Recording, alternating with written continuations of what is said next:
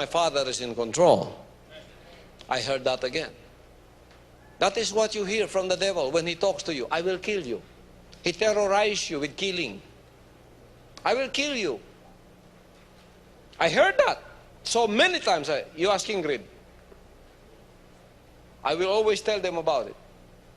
Ingrid, what is this? The devil tried to tell me again, he will kill me. I said, I have defied him many, many times, and I've proven that the Father Almighty is the owner of my life. No one owns this life except the Father Almighty. No one can take credit of the life of the appointed Son but the Father Almighty. If the Father would want me dead right now, I will drop dead here. But if the Father has a plan in my life, you can kill me and I'll rise again.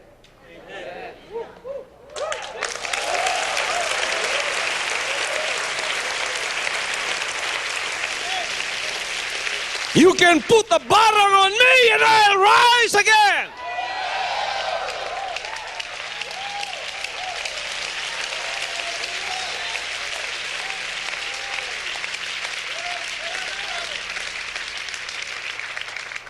I can be on my lowest point of almost being dead, but I'll rise again. Amen. Because I am living in the Father's will.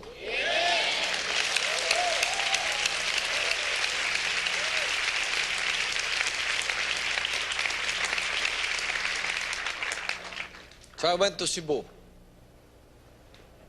for that schedule.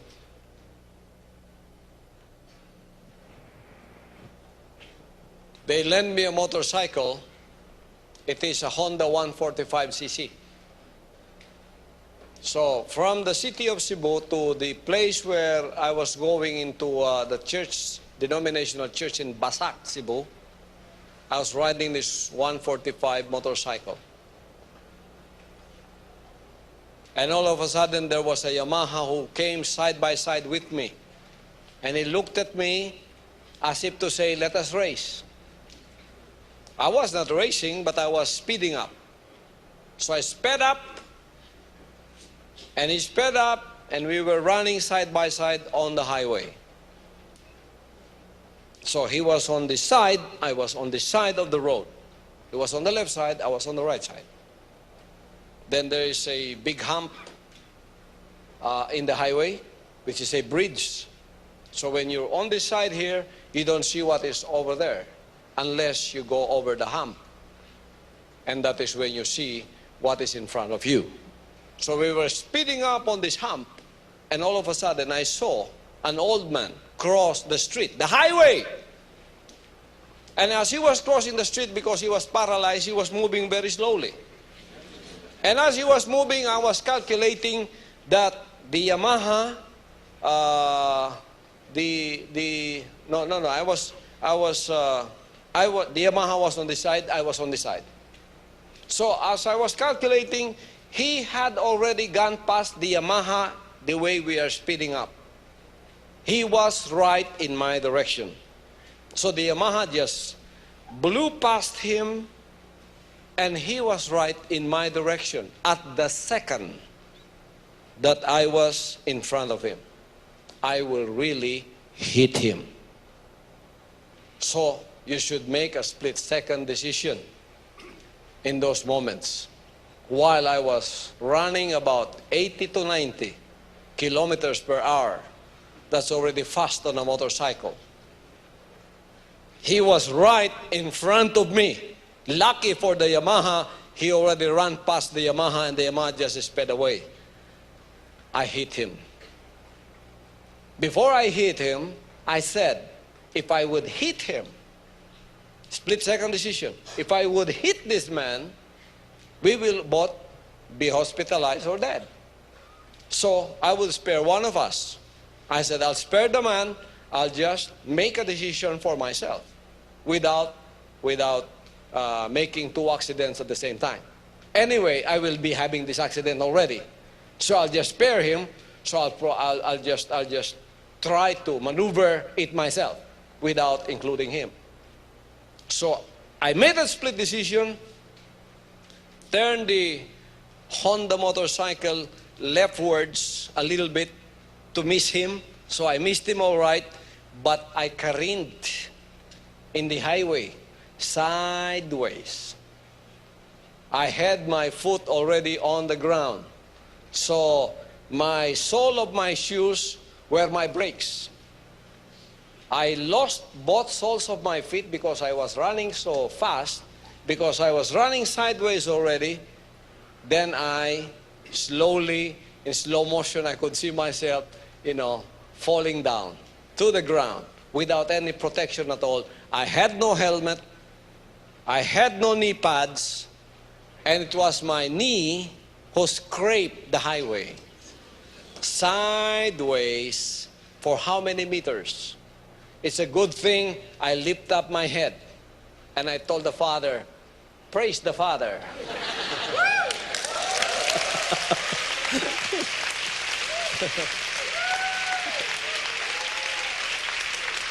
When the Honda motorcycle stopped, I was in the middle of the highway. I cannot lift up my leg.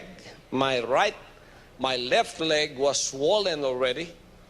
And I saw a big gash on my knee. The stoplight transferred from the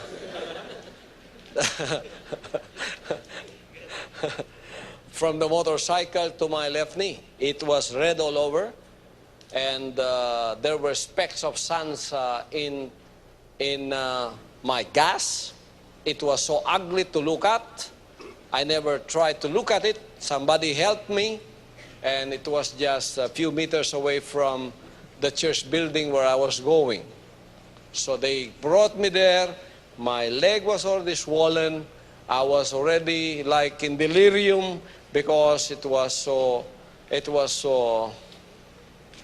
painful. And as they sat me, the host there panicked. Instead of taking isopropyl alcohol, she took denatured alcohol, the one you use in Petromax, denatured alcohol. Isopropyl is a little bit less painful because it's mild. But denatured alcohol, when you pour it into a gaping wound like that, it's like letting heaven fall on you.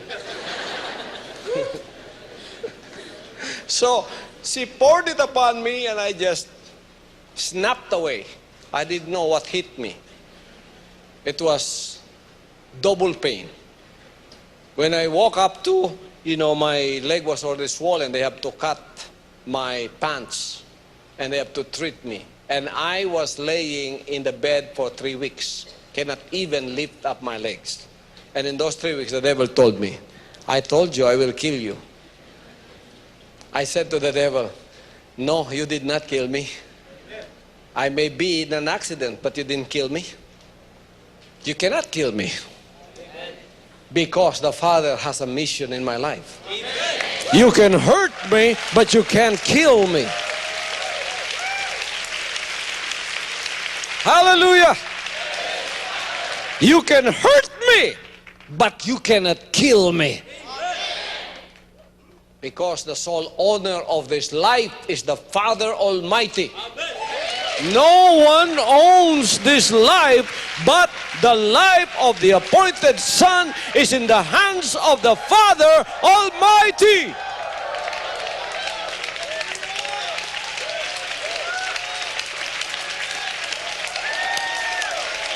Praise the Father.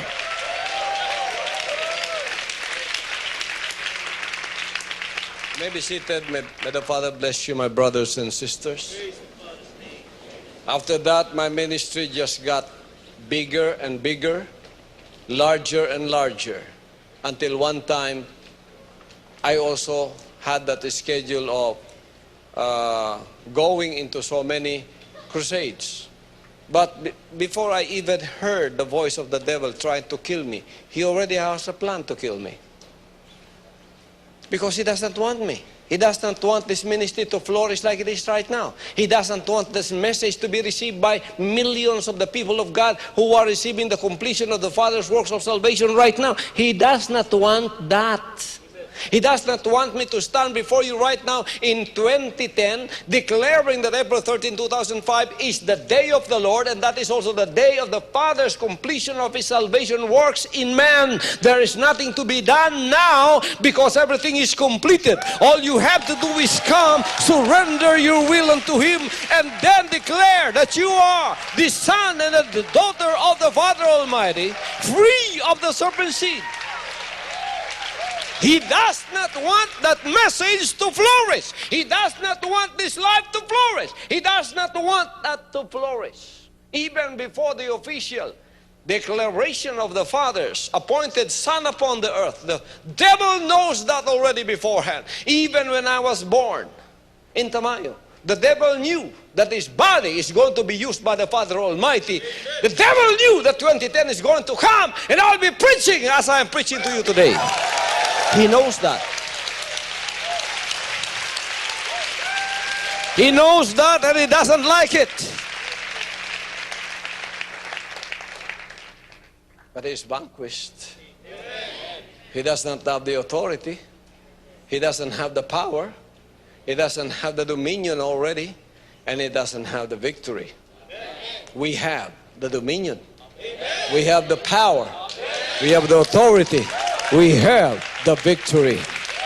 Praise the Father. As I told you, even before that this ministry was declared unto the world, I was just a budding evangelist before in the denomination. The devil already knew that I was going to be called and I was going to be used the way I am being used today. Amen. There was one time, together with my two brothers, who are also officials of our organization before, I was going around in Mindanao for my evangelistic works. We were in Cotabato City. We are going to pass through Pigcawayan from Cotabato City. That was the ambush area in 1972. Because of the MNLF, secessionist movement that just exploded at the time, and there was intense war between the government and the MNLF forces, and civilian buses were being ambushed along the way. We knew that. I was traveling all over Zamboanga, all over Cotabato area, the most dangerous places to travel. I was there as an evangelist, as young as 22 years old. You imagine how I looked when I was 22. I look older then than now. So, we had a schedule to go to this place. I forgot these places, but it starts with letter D. But they changed that name already now. We were going to the place. Nevertheless, we were going to take the first trip of the bus, which is 4 o'clock in the morning, because we had to be on schedule at the place, and I am a stickler to schedule. My brothers are not. They're older than me. So I was up and about. Before 4 o'clock, we had to board the bus, the first trip bus. I was kind of angry and mad because my two brothers were not yet ready. I had to prompt them to, get fast. But they were still asleep. They didn't mind the time. So they took their own sweet time. And we had to leave at 6 o'clock in the morning, 2 hours late. I was not talking to them because I was, as I said, stickler to schedules. I was a little disappointed and mad while we rode the bus. So on our way, in that ambush area in Pigcalagan, that is somewhere in Pigcawayan. It's called Pigcalagan. It is an area that is winding, and there's hills over on the road, both sides. That is the ambush area.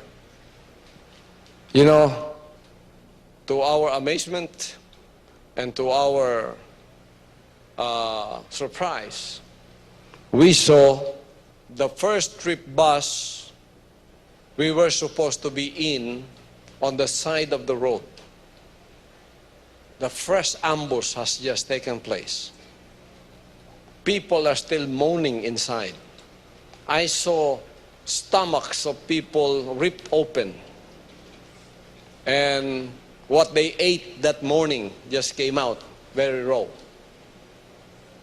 All of them were killed, were ambushed.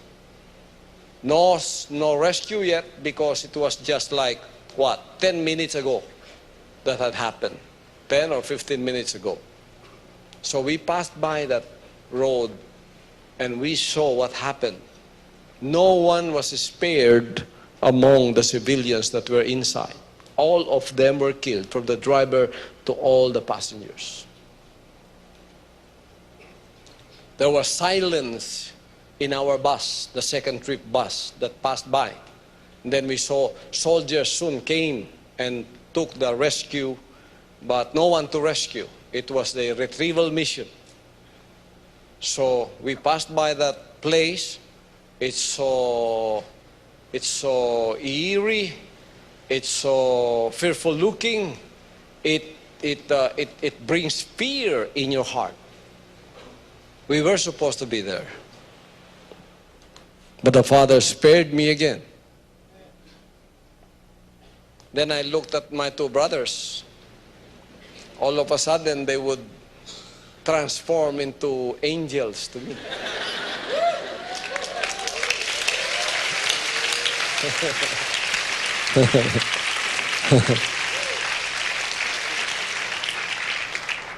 If those two brothers of mine would have gotten back at me, they would have said, you owe your life to us. To us, your two brothers, you owe your life to us. Credit to us your life. You owe it to us because we were late. They didn't say that. Because if they would say that, I would tell them, no, I did not owe my life to you. I owe it to Him.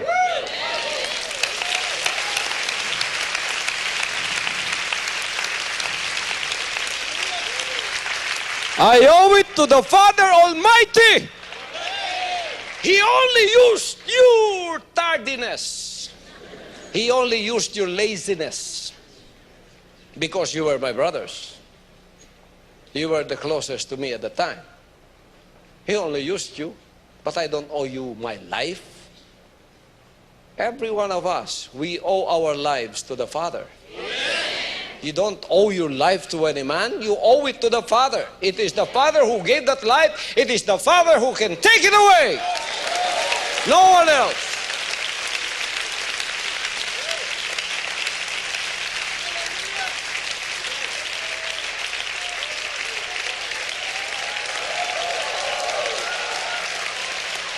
My brothers and sisters, I had been in the shadow of death so many times before you see me here right now.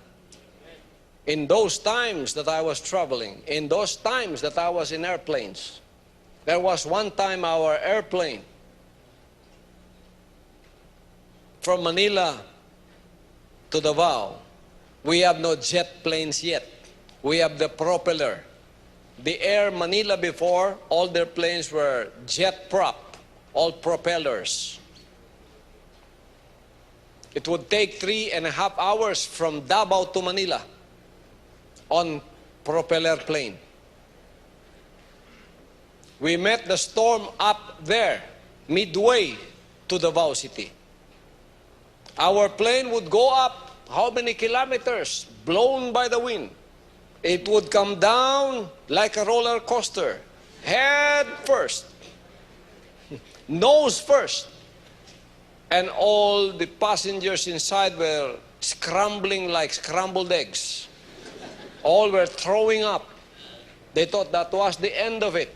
You know, when you are in that situation and your plane would nose down for how many meters from up, and it would just nose down faster than you think, you know, your stomach would come up to your throat and you don't know what to do. We thought that was the end. Everybody was praying, this is it, you know. The Father spared me again. Was it the pilot who is the cause of that saved us? It's not. It's the Father.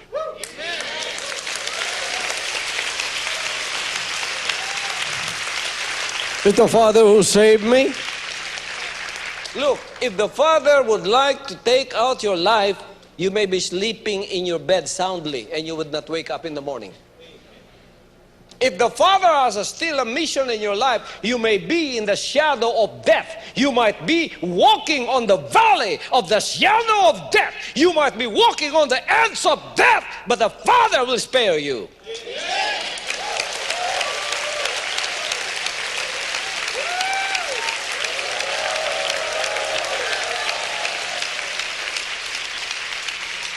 Would I credit that to the doctors? No, I won't credit that to the doctors. The doctors are just instruments. The owner of this life is Jesus Christ. So I credit everything to Him. It is the Father who gave me this life. It is the Father who can take it away.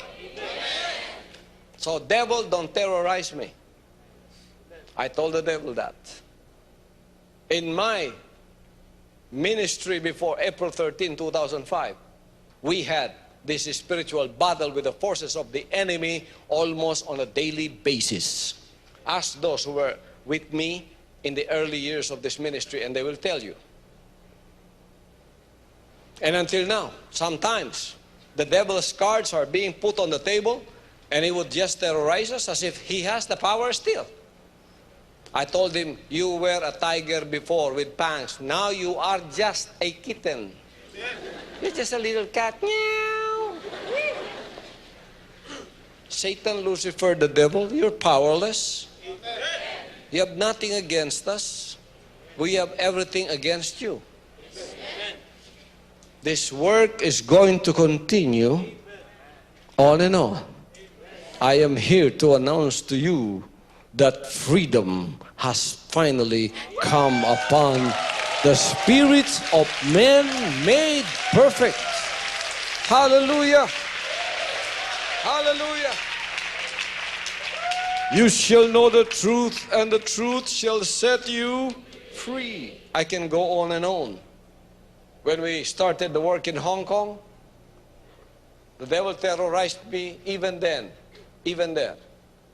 I told you the story about how he terrorized me in Hong Kong. He put up my light. He put on the disco music that I hate. Tukuduk, tukuduk, tukuduk, in the middle of the night. I had to turn it off, put on the lights. I had my keychain. Somebody got in, took off my card key so that all the lights went off. And there is no brownout in Hong Kong. And then somebody turned my music. I was alone in the room. In the pitch black dark night of my room, I felt the presence of Lucifer, Satan, the devil, telling me, I will kill you. I said, no, you won't. You have no power to kill me because my Father, my God, is more powerful than you.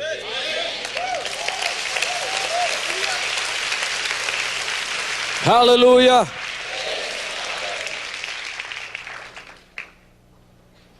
Then after that, he did that twice. I slept. I said, go on. I'm not afraid of you. Just went on, and then he got discouraged and left me. Then after that, I heard the voice of the Father again. The Father told me, son, my son, I love you.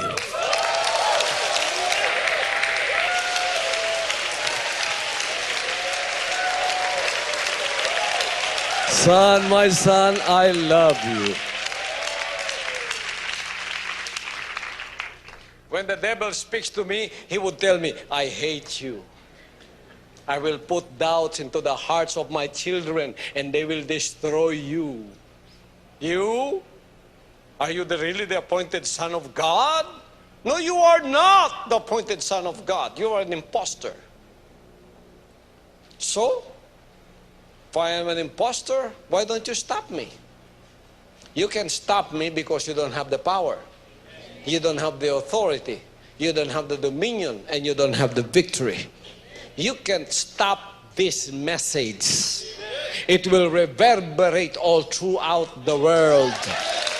I will preach the will of the Father no matter what. I will tell you, religion is not the basis of your salvation. Spirituality is the basis of your salvation. Hallelujah! Hallelujah! May the Father bless you, my brothers and sisters. You shall know the truth, and the truth shall set you free. I thank the Father. In those 2 weeks sojourn in the Glory Mountain, I heard His voice again telling me, son, my son, I love you. So I like that song. I love you forever till the end of time. When the moon turns to blood, what a comfort to know you're mine. I love you when it's raining and when the sun shines through. With all this world will all be stormy, but I still love you. Why do we love Him?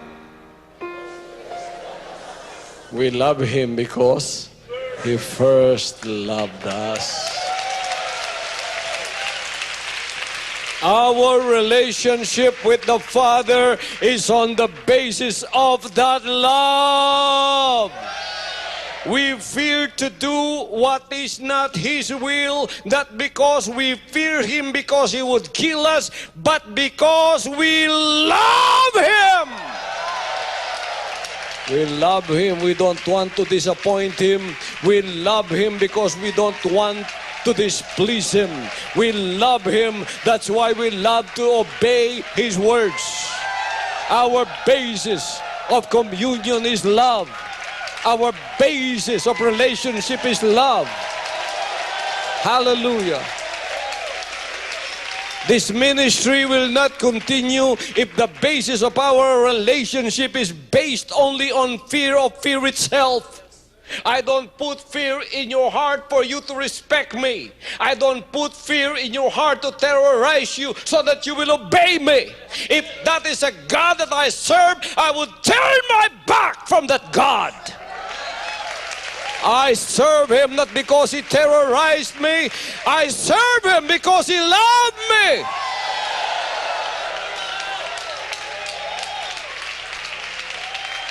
Hallelujah, hallelujah. I serve Him. I obey Him. I respect Him. I defend Him. And I will give up my life for Him because He loves me. And I love Him.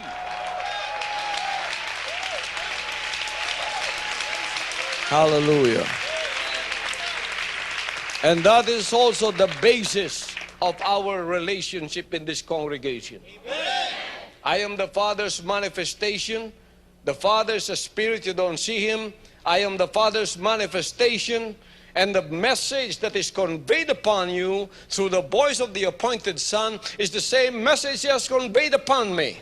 Son, you don't serve me because you fear me out of fear because I will throw you to hell.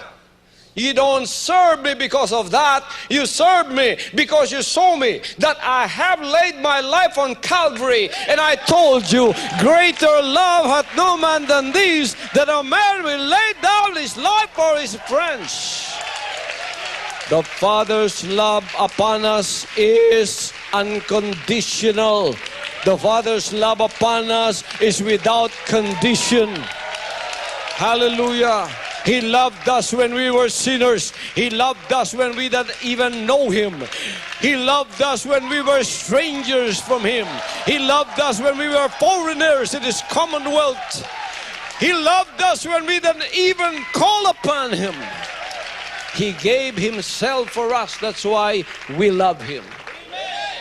Hallelujah. We don't love Him because He bought our love. We don't love Him because of the money that He gave to us. We don't love Him because He bought our love with millions. We don't love Him because of His presence that He gives to us. He doesn't buy our love. He earned our love. He died on the cross for us. He loved us. That's why we love Him. That is our relationship with the Father Almighty. God is love. That is the basis of this ministry. That's why in this ministry, you don't fear here. You are not here because you are terrorized. You are not here because you are fearful of a man. You are not here for that. You still have your independence, don't you? If you choose to come out, I will not hate you for that. I will even continue to pray for you. If you have chosen to become a devil, the gates outside are wide open for you to come out. But I will not hate you for that. I will respect your choice. If I will not respect your choice, I will terrorize you because of your choice, then I am a dictator. And a dictator has no place in heaven. Because a dictator suffocates your freedom of choice. As long as there is freedom of choice, feel free, because the truth will set us free.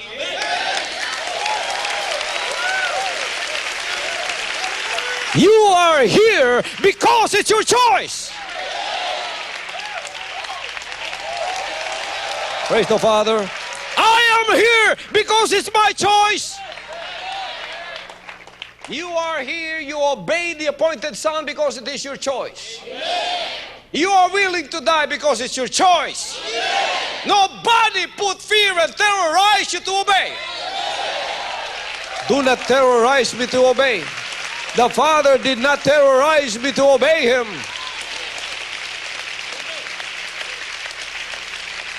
The Father did not use a gun and a machete on my head and say, obey me or else. He did not do that to me. I have my freedom of choice intact even until now. I can choose to become a devil right now, and the Father will not come down from heaven and stop me from being a devil. He would respect my choice because that's my choice. So when I found myself in hell, when I find myself in hell with the devil, I won't blame anyone because that's my choice. The Father is going to respect our freedom of choice. I'll still pray for you. Although you've chosen to be a devil outside, you destroyed me, you said anything against me, I'll still pray for you because that's your choice. That is your choice. You have to be happy with your choice. It's my choice to be here. Is it your choice to be here? Let's be happy.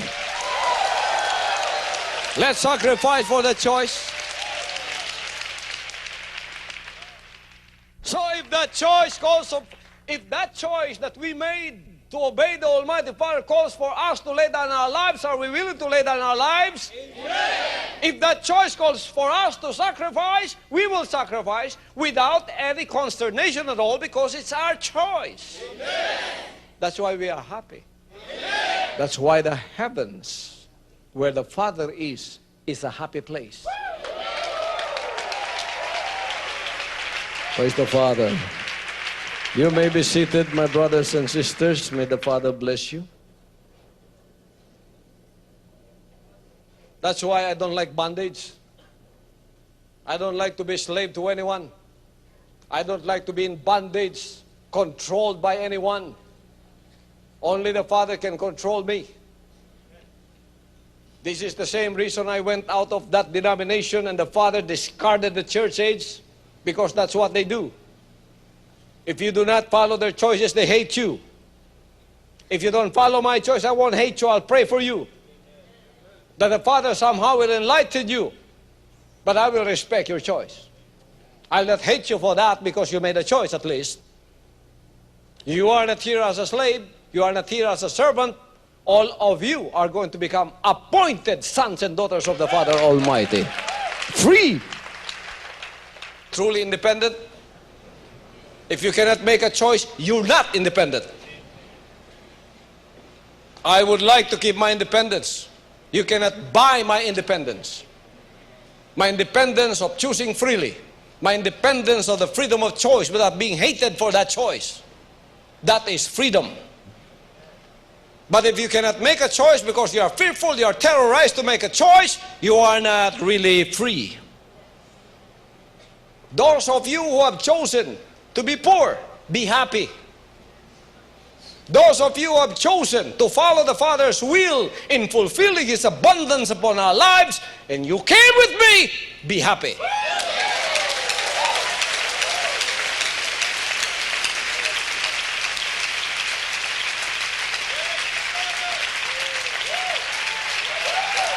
You know, man is in bondage because of sin.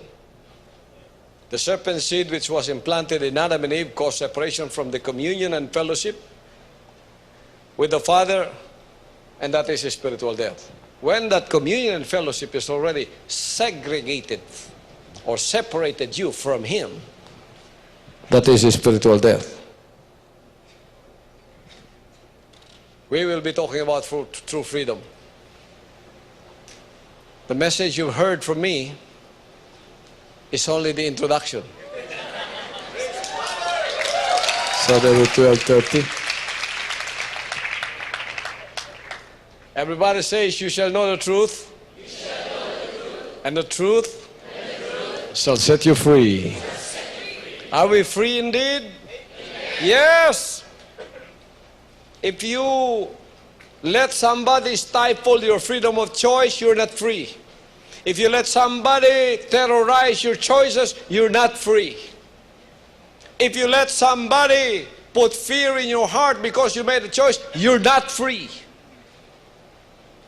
A true free people can make their choices without being afraid. Amen. If you chose to become a devil, I'll pray for you. I'll not hate you. I'll pray for you that once again you might be enlightened and make a change in your choices. When your freedom of choice is stifled, then you cannot make a freedom of choice freely. You're not free. But the Father came to set us free.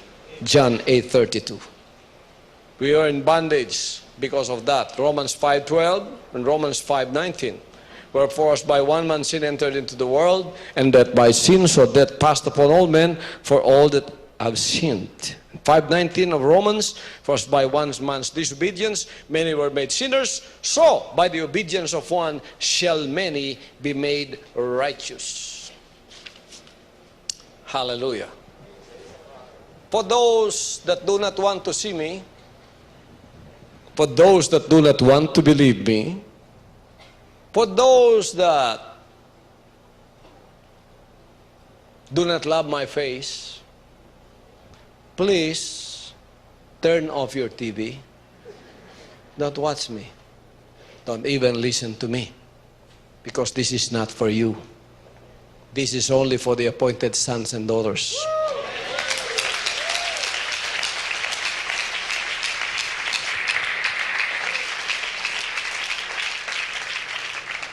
If you have chosen not to believe me, that's your choice.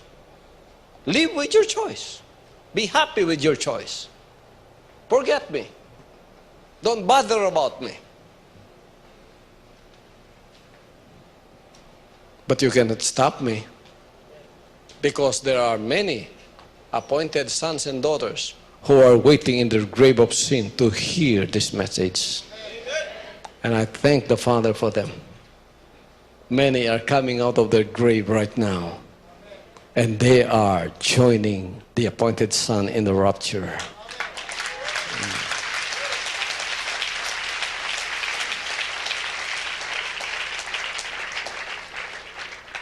In the Jewish setting, we've heard those words in John 14:6. Jesus said unto them, I am the way, the truth, and the life. No man cometh unto the Father but by me. Religions believe that the Son is the way to be saved, and that Son is Jesus Christ, as opposed to what I have claimed. They argue that only Jesus Christ can be the Son of God, and not any other human being. That is where they are wrong. Because the purpose of Jesus Christ in the Jewish setting, why he was manifested, is to produce more sons and daughters like him. That is where my message would come through. If Revelation 21:7 was not right there, then they might be true. But Revelation 21:7 says, he that overcometh shall inherit all things, and I will be his God, and he shall be my son. Who said that?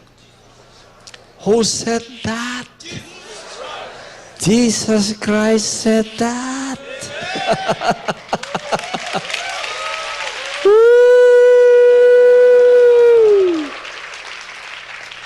That he there is a qualifying he. Anyone is qualified to become a son. Now, in this generation today, who was declared by the Father as the appointed